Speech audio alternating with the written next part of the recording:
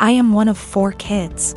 My older brother P, who I no longer have any contact with, my younger brother J, who is no longer with us, and my youngest sister K. Recently P's children, 2 girls and 1 boy, all in their late teens and early 20s, reached out to me and expressed a desire to have a relationship. I have 0 contact with their father and swore that I would beat him black and blue if I ever saw him again. My oldest brother P was always the golden child. No matter what he did, my parents always had an excuse for why it was not his fault. Bad grade? Teacher had it out for him. Cheating on every single one of his relationships? Good thing you did it to her before she did it to you. That one was my personal favorite. He also used to torment Jay and I constantly when we were smaller than him, until in high school, when I hit a growth spurt and sprung up to about 6 feet 4 inches and 230 pounds worth of muscle. After that I became the typical jock type. Played football, partied, bunch of friends, etc. Well, my younger brother, Jay, didn't get as lucky and stayed pretty small and scrawny throughout high school and college, only getting up to about 5 feet 8 inches, and didn't have a super active social life. Despite the difference in our schooling experience, I was always very protective of Jay, especially since we were always having to put up with P's bullshit, which stopped once he realized I could pound him into the ground and not break a sweat, as he was also a lot smaller than me at only 5 feet 10 inches. Not much to say about Kay. She was a great younger sister and P didn't dare mess with her or he would incur the wrath of our mother. So, in the late 90s, Jay met his first real girlfriend, A, and was over the moon about her. He spent every spare moment with her, and when he wasn't with her, he would do nothing but gush about her. I had never seen him so happy. Well, one day, he comes to us, all smiles, and announces that A is pregnant and they are expecting. The mood quickly turned, however, when a week later it came out that A had been cheating on Jay for the duration of their relationship with our older brother P.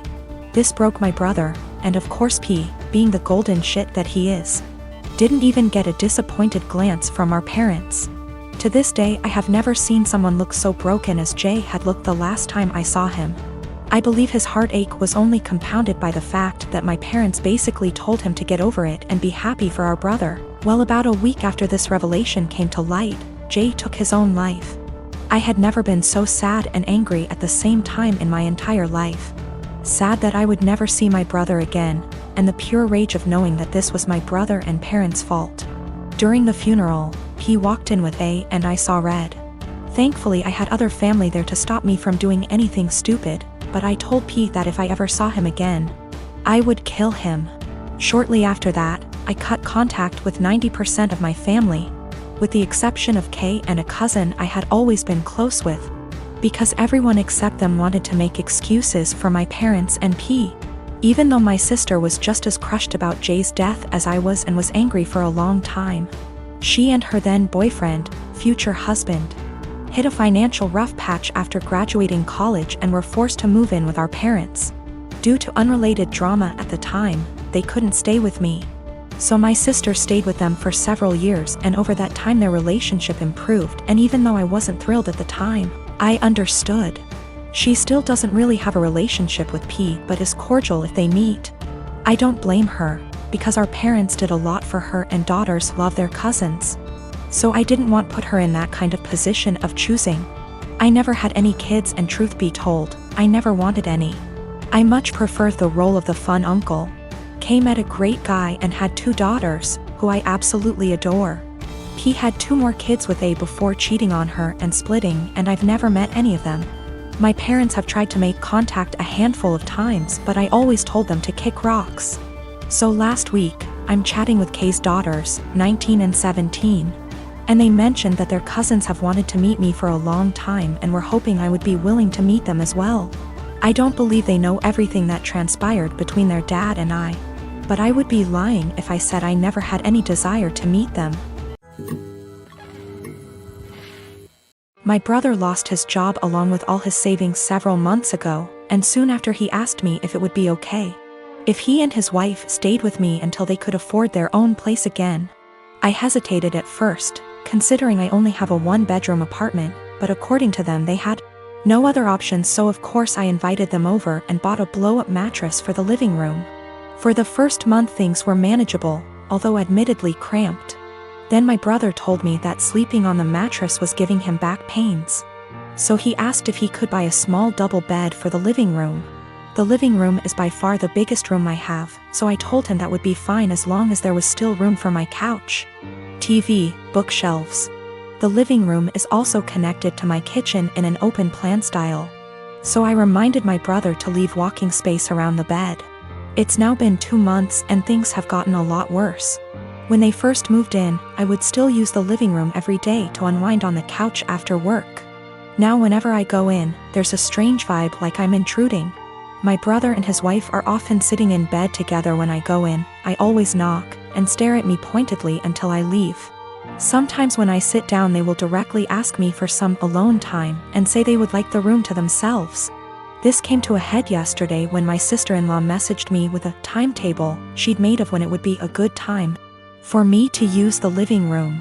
The timetable basically says that they will allow me into the room for an hour each evening, plus 20 minutes around meal times.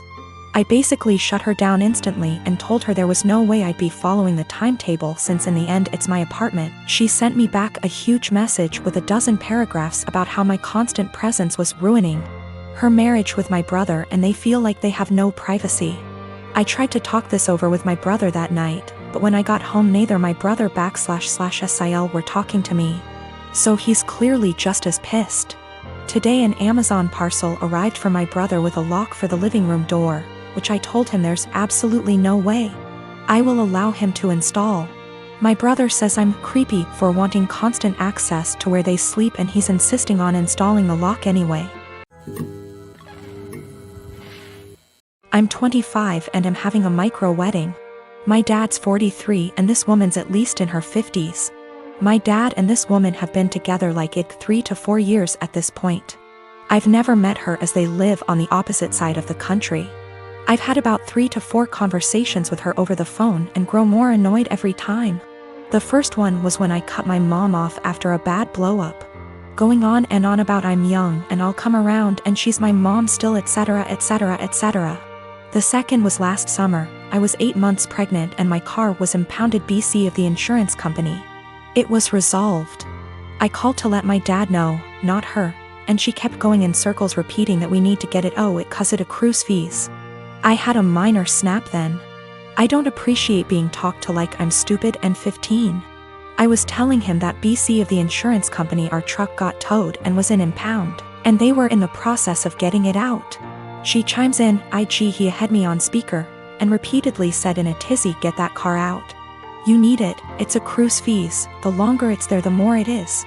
Literally repeated the same sentences for 10 minutes refusing to listen, when I told her it was being handled until I snapped and told her to stop it because it was being handled and I knew perfectly well what impound is and does and to stop talking to me like I'm 16 years old. Again, I was 8 months pregnant and was giving an update, not asking advice.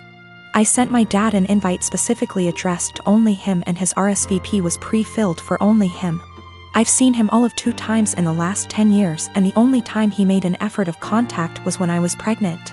Well now I'm getting married, in a week at this point. He never sent his RSVP card so I texted him asking about him and his parents and he said they're all coming. So I reiterated all 3? And he said 4 including this woman. I said his invite was addressed to him and pre-filled for 1. I haven't had a text since. Not only is it my wedding, but my FH and I are announcing our 2nd pregnancy as well and I don't want someone who lacks boundaries there. Or someone, not from my IL family, that I haven't met / don't know. Yes, I did try talking to him this spring in person about her behavior. I told him I don't appreciate it when she talks to me like some stupid teenager who doesn't know what anything means.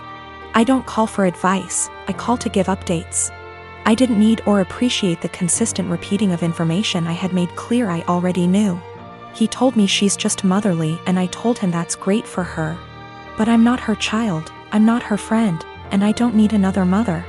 I have 3 and didn't need another one. I'll be sending a message tomorrow asking if he's coming or not and if he won't go without her that's fine. Just don't come at all and I'll send a Zoom link that ends promptly after the ceremony. It's my wedding and I just don't want her there. If he doesn't want to go without her that's fine, I'll send a link to the stream for those who couldn't be there. My name is Mary, and I'm expecting my first baby with my husband. This is the first grandchild in the family, in-laws, and they said that if the baby's a boy then we'll give him my father-in-law's name. He's dead due to cancer. I had no problem with that. This happened before we found out the gender of the baby. My husband and his family had me do things like attend prayers and do other rituals before the reveal at the doctor's. I didn't like that but went with it to keep the peace. Dr. appointment came, and it turned out to be a girl. My husband cried in the car, then turned his phone off to hide from his family, then finally told them. His mom and the others made their frustration and disappointment clear, which bothered me cause my daughter deserves to be celebrated, but they ghosted me for days, then started coming over and visiting, constantly referring to my daughter as my son, claiming the results were false and basically pretending it's a boy.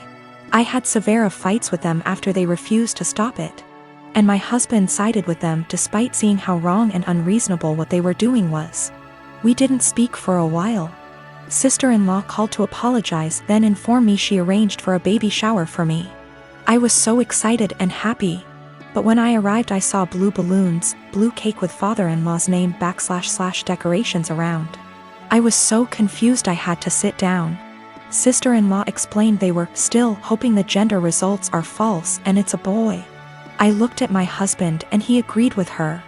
I lost my temper and yelled at them all, calling them delusionals and telling them to stop treating my daughter like she's unwanted and act like she doesn't exist by throwing a party for their imaginary grandson. Mother-in-law break down crying. I took my bag and walked out immediately. They started yelling and my husband followed me outside and started arguing about how I insulted his family and his dad's memory by acting like that. I told him to wake up and see the insanity in his family's behavior. He said they needed time to process the fact that it's a girl not a boy as they expected, and insisted I play along and they'll soon get over it. I said absolutely not and demanded he take me home. He said no, so I called an Uber and left. He was fuming. He called 15 times, then texted that he won't be coming home till I get my ass over and apologize for ruining everything and accusing them of being mentally unstable. I haven't responded yet. He's constantly pressuring me to get right with his family before we even talk about anything else.